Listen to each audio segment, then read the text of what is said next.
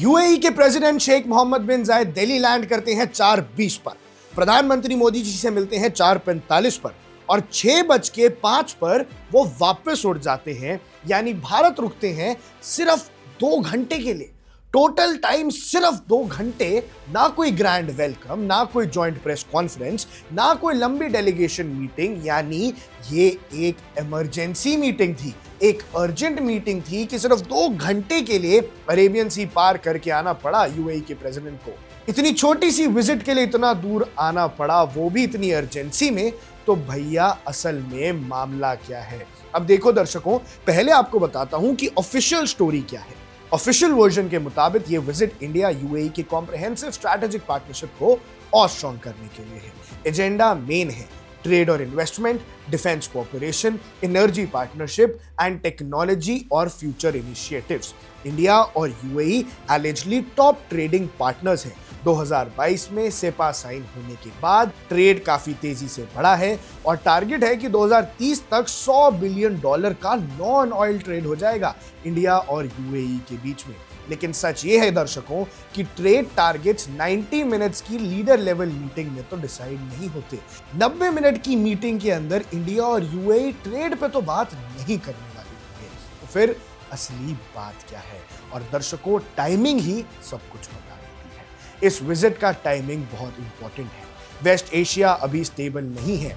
Iran और US के relations बिगड़ रहे हैं। गाजा कॉन्फ्लिक्ट अभी भी अनरिजॉल्व्ड है। ईरान पर कभी भी यूएस हमला कर सकता है। सऊदी अरेबिया और यूएई के बीच येमेन को लेकर टेंशंस भी ओपन हो चुके हैं और इस सब के बीच पावर इक्वेशंस क्वाइटली शिफ्ट हो रही हैं। अब ऐसे माहौल में इमरजेंसी मीटिंग का मतलब है ऐसे टाइम पर कंट्रीज स्पीचेस नहीं देती हैं, वो स्ट्रैटेजिक क्लैरिटी ढूंढती हैं और एक दूसरे का सपोर्ट।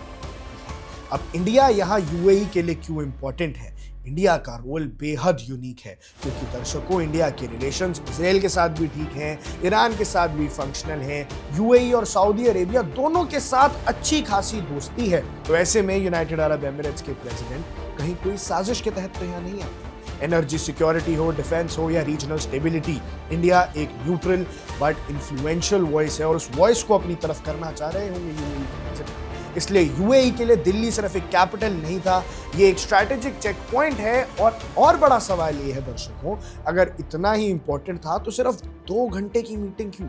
दर्शकों, ऐसी तो कोई ऑफिशियल स्टेटमेंट है नहीं, लेकिन असली एजेंडा ये भी हो सकता है कि जो रीजनल इश्यूज का जिक्र है वो सबसे इंपॉर्टेंट हो। वेस्ट एशिया की सिक्योरिटी सिचुएशन, अगर अमेरिका ईरान पे हमला कर देता है, अगर वेस्ट एशिया का माहौल और खराब होता है, मिडिल ईस्ट में टेंशन्स और बढ़ती हैं, तो कैसे इंडिया और यूएई इसको टैकल करेंगे? इंडिया कैसे यूएई का साथ देगा? एनर्जी सप्लाई का डिसरप्शंस के रिस्क को कैसे हटाएंगे? डिफेंस और इंटेलिजेंस कैसे कोऑर्डिनेट करेंगे? अगर रीजन और ज़्यादा अनस्टेबल होता है तो बैकअप प्लानिंग क्या इंडिया के बीच होगी?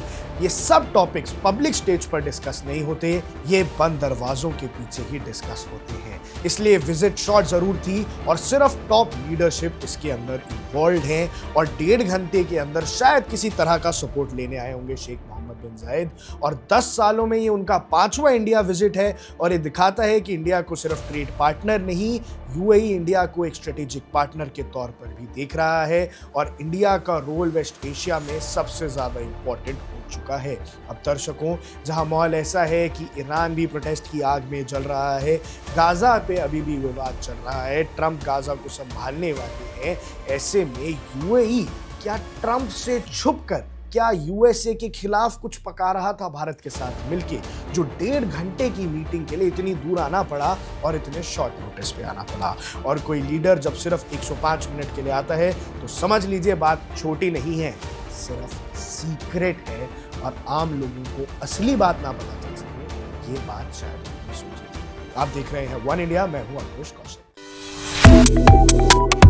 Subscribe to One India and never miss an update. Download the One India app now.